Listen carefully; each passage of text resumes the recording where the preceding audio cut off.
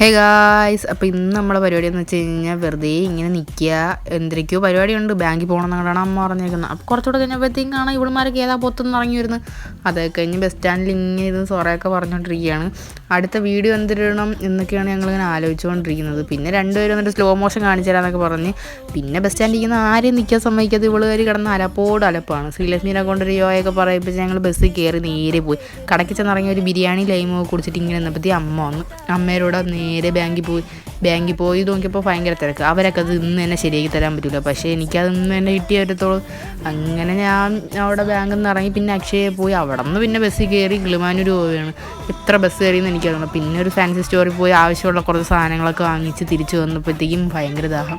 അങ്ങനെ സാധാ ഒരു വെള്ളം കുടിച്ച് വീണ്ടും ബസ്സിൽ കയറി തിരിച്ച് കടയ്ക്ക് വരികയാണ്. എന്നിട്ട് വീണ്ടും അക്ഷയ വന്നു. അടുത്ത് എന്തൊക്കെയോ കാര്യങ്ങൾ നോക്കണം. അപ്പോൾ എനിക്ക് സ്കൂട്ടി വാങ്ങാനുള്ള ഒരു സാധനം കയ്യിൽ കിട്ടി, നോട്ടീസ്. അപ്പോൾ ഇതൊക്കെ ആലോചിച്ചുകൊണ്ടിരിക്കുകയാണ്. Okay, bye guys.